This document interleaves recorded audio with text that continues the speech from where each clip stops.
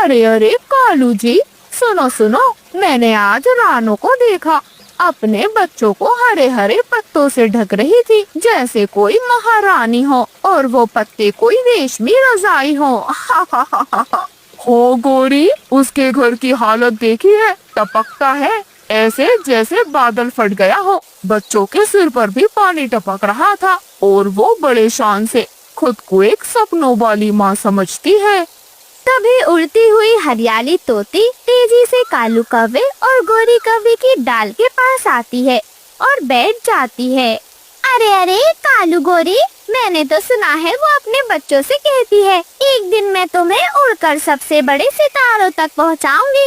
अरे भला उसके जैसे टूटे फूटे पालने में पलने वाले बच्चे भी सितारों तक पहुंचते हैं। हाय हाय, सपनों की दुकान खोल रखी है उस बेचारी ने। वहीं दूसरी तरफ रानो चिड़िया की आंखों में आंसू थे। वो अपना टूटा फूटा घोंसला संभाल रही थी। रानो चिड़िया के कानों को सभी की बातें सुनाई दे रही थी। ये सब सुनकर उसकी आंखों में आंसू आ जाते हैं। हाँ हाँ, मेरा घर टूटा फूटा है, पत्तों से बना है, बारिश में टपकता भी है और हवा भी अंदर घुस जाती है। तुम सब हंसो, क्योंकि शायद तुम्हें मेरी मजबूरी मजाक लगती है, लेकिन याद रखो, माँ की दुआओं में वो ताकत होती है जो तूफानों को भी झुका देती है। रानो चिड़िया अपना सर झुका लेती है और रोने लगती है। आज तुम मेरे बच्चों के सपनों पर हंस रहे हो, पर कल देखना, यही सपने तुम्हारे बच्चों को भी आसरा देंगे। माँ कभी सिर्फ अपने बच्चों के लिए नहीं जीती, उसका दिल तो हर बच्चे के लिए धड़कता है।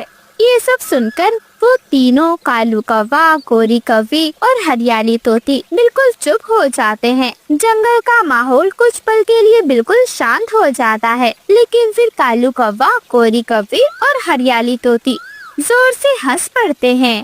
तभी तूफान भी और ज्यादा तेज हो जाता है। सब पक्षी अपने अपने घोंसलों में दुबक गए थे। तभी झाड़ियों से एक बड़ा सा सांप फुफकारते हुए बाहर आ जाता है।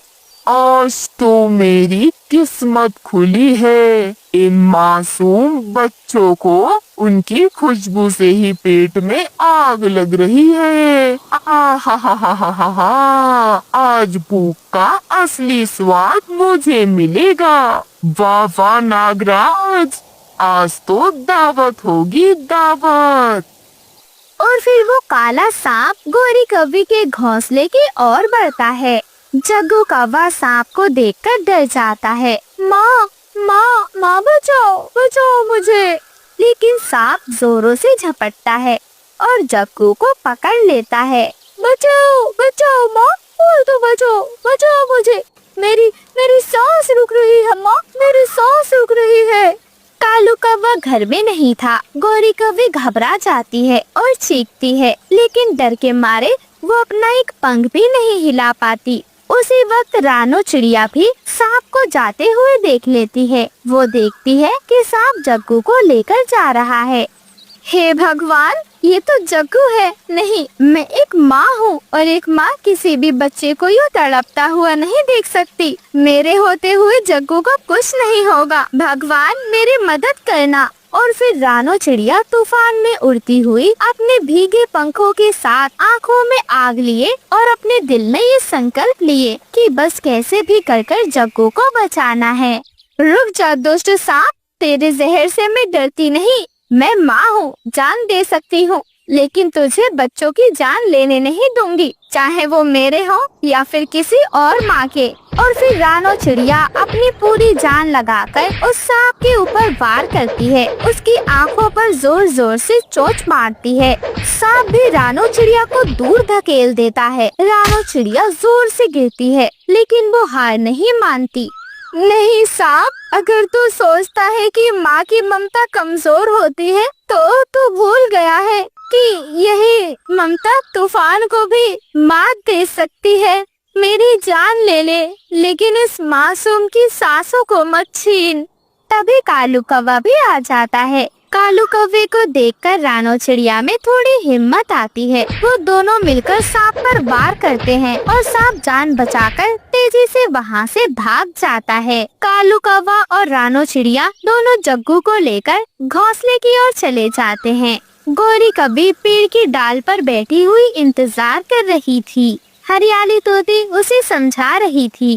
अरे अरे गौरी, माफ कर दो मुझे, मैं भी तुम्हारी मदद ना कर सकी, लेकिन तुम चिंता मत करो, रानो बहुत साहसी है, वो तुम्हारे बच्चे को जरूर बचा लाएगी और मैंने कालू कौवे को भी उसी तरफ भेजा है, तुम चिंता मत करो, वो दोनों आते ही होंगे। तभी रानो चिड़िया जग्गू कौवे और कालू कौवे के साथ उस डाल पर आ जाती है। गौरी कौवी जग्गू को अपने पंखों में समेट लेती है। मेरा बच्चा, अगर तुझे कुछ हो जाता तो माँ खुद को कभी माफ नहीं कर पाती। रानो, मैं तुझे हमेशा ताना देती रही, तेरा मजाक उड़ाती रही, तुझे नीचा दिखाने में मुझे बहुत मजा आता था, लेकिन तूने तो मेरे बेटे के लिए अपनी जान तक दांव पर लगा दी। मैं बहुत शर्मिंदा हूँ। आज समझ आया है, माँ होना कोई मजाक नहीं, ये तो वो रिश्ता है जो जंगल के हर बच्चे को अपना माने। गौरी, मैंने तुझे कभी अपना दुश्मन नहीं माना। माँ का दिल छोटा नहीं होता गौरी, मेरे बच्चे हो या तेरे, अगर वो मुसीबत में हो तो उन्हें बचाना मेरा फर्ज है, क्योंकि माँ होना सिर्फ खून का रिश्ता नहीं, माँ होना दिल का रिश्ता होता है। अरे हाँ हाँ, अब हम सब मिलकर एक ऐसा घर बनाएंगे जो बिल्कुल महफूज हो और सब मिलजुल कर साथ में रहेंगे। और फिर अगली सुबह जंगल के सभी पक्षी इकट्ठा होते हैं। कालू कौवा, गौरी कौवी, हरियाली तोती, सबके चेहरे बदल चुके थे। वो सब मिलकर जंगल में गुलाब चुनते हैं। उन्हें इकट्ठा कर कर धीरे धीरे एक सुंदर और मजबूत गुलाब का घर बनाते हैं। वो कांटों से घिरा था ताकि कोई भी शिकारी उस पर हमला न कर सके, और अंदर से गुलाब की पंखुड़ियों से सजा था ताकि बच्चों को नरमी और खुशबू मिल सके। अरे रानो, अब ये घर सिर्फ तेरा नहीं, ये घर हर माँ का है। अब हम सब मिलकर बच्चों की रक्षा करेंगे। हाँ हाँ, और अब मैं चुगली नहीं करूँगी रानो, अब तेरे साथ खड़ी रहूँगी।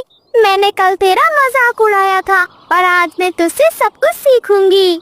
आज तुम सबने समझ लिया है कि असली ताकत अकेलेपन में नहीं, साथ में है। गुलाब की तरह जो नरम भी है और नुकीला भी, प्यार और सुरक्षा दोनों एक साथ हैं। यही तो असली घर है। इस कहानी से हमें सीख मिलती है, माँ की हिम्मत मजाक से बड़ी होती है। जो दूसरों की तकलीफ को समझे वही असली पड़ोसी होता है। और जब जंगल एक हो जाए तो सबसे बड़ा शिकारी भी हार जाता है। सच्ची ताकत गुलाब की तरह होती है, नरम भी और नुकीली भी। जंगल में इन दिनों बस खुशियों का ही माहौल था, क्योंकि जंगल के हर पक्षी के घर में अंडे जो हुए थे। हरियाली तोती अपने अंडों को देखकर बहुत खुश थी। मिठू तोता भोजन लेकर ही लौटा था। मिठू जी, देखो, आज हम दोनों भोजन कर रहे हैं। कुछ ही दिनों बाद जब हमारे अंडों से बच्चे होंगे, तब देखना कैसे पूरा घोंसला चहचहाहट से गूंज उठेगा। हाँ हाँ हरियाली, और तो और साथ ही हमारे बच्चे हमारे साथ भोजन किया करेंगे। हाँ हाँ मिठू जी, जब से मैंने अंडे दिए हैं, घर में बस खुशहाली ही खुशहाली है। भगवान हमारी खुशहाली को बरकरार रखे और जल्दी हमारे अंडों में से बच्चे बाहर आ जाएं। वहीं दूसरी तरफ कालू कौवा और गौरी कौवी रहते थे। उनके घोंसले में भी 2 अंडे हुए थे। अरे गौरी, जाकर भोजन ले आओ, देखो भूख लग रही है। कालू, ऐसी बातें कर रहे हो, कल ही अंडे दिए हैं मैंने कहीं नहीं जाना। अब एक अच्छे पिता बनो, पति तो अच्छे बन ना सके तुम। जाओ जाकर कहीं से भोजन लेकर आओ। ये क्या बात हुई गौरी, कल मैं भोजन लाया था, आज तेरा नंबर है भोजन लाने का, ना कि मेरा। अब जाके भोजन लिया। अरे अंडे दे दिए तो क्या हो गया, अब तू माँ बनने वाली है, अपनी जिम्मेदारियाँ क्यों भूल जाती है। कालू जी, शर्म नहीं आती आपको? मैंने कल ही अंडे दिए हैं, बहुत कमजोर हालत में हूँ मैं। शर्म करें और जाकर भोजन लेकर आएं। नहीं गौरी, मैं कहीं नहीं जाने वाला।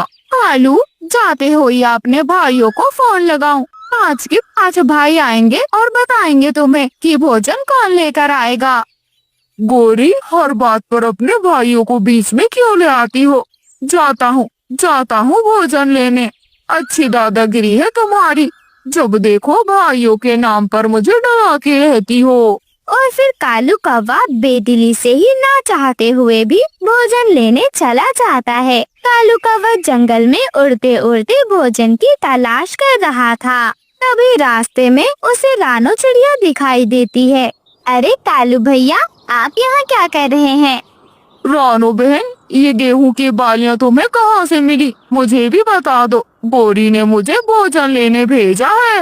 कालू भाई, यहाँ जंगल में भोजन तलाश करना इतना भी आसान नहीं है। ये तो मैं पास वाले जंगल से लेकर आई हूँ। आप भी मेरी बात माने तो पास वाले जंगल में ही चले जाएं। रानो बहन, क्या ये भोजन तुम्हारे लिए है? ये भोजन तो काफी है। अगर तुम मुझे आधा भोजन दे दो तो आज मेरा काम हो जाएगा, वरना गोरी बहुत मारेगी रानो बहन। इतना सुनकर रानो चिड़िया हंसती है और कालू कौवे को भोजन दे देती है। आधा आधा भोजन लेकर वो दोनों उड़कर अपने अपने घरों की ओर आ जाते हैं। कालू जी, बड़ी जल्दी भोजन ले आए। हाँ गोरी, कालू कालू नाम है मेरा। हर काम कालू कौवा रफ्तार से करता है, तेरी तरह सुस्त नहीं मैं। हाँ हाँ, पता है, सब पता है मुझे। कितने रफ्तार वाले हो, जानती हूँ। किसी न किसी से मांग कर लाए होगे भोजन, छीन कर या फिर झूठ बोल कर। फिर कालू कौवा और गोरी कौवी दोनों भोजन करते हैं। ऐसे ही धीरे धीरे समय बीतता जाता है। रानो चिड़िया अभी तक माँ नहीं बन पाई थी। जंगल के सभी पक्षियों ने अंडे दिए थे। गोरी कौवी ने, हरियाली तोती ने, बंटी कबूतर और लूसी कबूतरी के घर भी आज अंडे हुए थे। लूसी कबूतरी अपने घर से निकल जाती है और उड़ते हुए सीधे रानो चिड़िया के पास जाती है।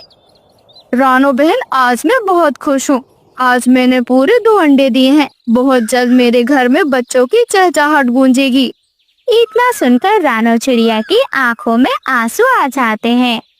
लूसी बहन, आपको क्या बताऊं, ये सब सुनकर बस मेरी आंखें नम हो जाती हैं। भगवान ना जाने मुझे ये खुशी कब देगा, लेकिन मैं भगवान से दुआ करूंगी आपके बच्चे बिल्कुल सही सलामत इस दुनिया में आ जाएं। रानो, तुम चिंता मत करो, भगवान तुम्हें भी बच्चे जरूर देगा। वहीं दूसरी तरफ हरियाली तोते के अंडे से छोटा मिट्ठू जन्म लेता है। मिट्ठू जी, हमारा बच्चा कितना कमजोर है। अरे हरियाली, चिंता मत कर, देखती जा तू। ऐसे मीठे मीठे फल अमरूद खिलाऊंगा ना कि मेरा बच्चा यूं मिनटों में तगड़ा तंदुरुस्त हो जाएगा। मेरी माँ ने मुझे बताया था, अगर हम अपने बच्चों को मीठे मीठे आम खिलाएं तो बच्चा जल्दी मोटा होता है। मिट्ठू जी, फिर जाकर मीठे मीठे आम लेकर आए। हाँ हाँ हरियाली, जाता हूँ, अभी जाता हूँ। अपने बच्चे के लिए नहीं जाऊंगा तो किसके लिए जाऊंगा। वहीं दूसरी तरफ कालू कौवे की पत्नी कालू कौवे से लड़ रही थी। उसके अंडे से एक प्यारा सा बेटा जग्गू जन्म ले चुका था। मम्मा मुझे भूख लगी है, भोजन ला कर दो ना। कालू, क्या कानों में रुई ठूस रखी है? सुनाई नहीं देता? तेरे बेटे को भूख लगी है, जाकर भोजन लेकर आ। बोरी, अब क्या भोजन लाने का मैंने ही ठेका ले लिया है। तुम क्यों नहीं चली जाती भोजन लेने? जाकर जग्गू को भी घुमा लाना गोरी। ठीक है कालू, आज तो चली जाती हूँ, लेकिन कल तुझे ही भोजन लाना होगा। ऐसा कहकर गोरी कौवी अपने घोंसले से निकल जाती है। रास्ते में उसे रानो चिड़िया मिलती है। अरे गोरी बहन, मैंने सुना है आपके अंडे से बेटे ने जन्म लिया है। मैं आऊंगी आपके बेटे से मिलने। गोरी कौवी उसे बहुत बुरा जवाब देती है, जो सुनकर रानो चिड़िया की आंख में आंसू आ जाते हैं। नहीं रानो, मेरे घर आने की जरूरत नहीं है। वैसे भी रानो, मैंने बहुत सालों बाद अंडा दिया है। मैं नहीं चाहती तुझ जैसी बांझ चिड़िया का साया मेरे अंडों पर पड़े। इतना कहकर गोरी कौवी वहाँ से चली जाती है। रानो चिड़िया वहीं बैठकर रोने लग जाती है। हे भगवान, आखिर मेरा क्या दोष है, मेरा क्या कसूर है जो तूने मुझे माँ नहीं बनाया। रोज रोज ये बांझ होने के ताने मुझसे सुने नहीं जाते भगवान। रानो चिड़िया रो धोकर अपने घोंसले की ओर चली जाती है। दिन बीतते जाते हैं। और फिर रानो चिड़िया पूरे 5 अंडे देती है। पूरे जंगल में ये खबर तेजी से फैल जाती है और कुछ ही दिनों बाद रानो चिड़िया के अंडे से पूरे 5 बच्चे जन्म लेते हैं। रानो चिड़िया अपने बच्चों के साथ बहुत खुश थी। वहीं रानो चिड़िया ने एक बहुत सुंदर हरी घास का घर भी बना लिया था, जिसमें वो अपने बच्चों के साथ हंसी खुशी रहती थी। मेरे बच्चों, तुम्हें इस घर में अब किसी चीज की कमी नहीं होगी। ये घर मैंने तुम्हारे लिए खास हरी घास से बनाया है। रानो चिड़िया अपने बच्चों के साथ हंसी खुशी उस हरी घास के घर में रहने लग जाती है। इस कहानी से हमें सीख मिलती है, धैर्य और विश्वास से बड़ी कमी पूरी हो सकती है। जब समय सही होता है तो प्रकृति हर अधूरी कहानी को पूरा कर देती है। रानो चिड़िया की प्रतीक्षा ने उसे सिखाया कि देर से ही सही, लेकिन सच्चे मन की पुकार हमेशा सुनी जाती है।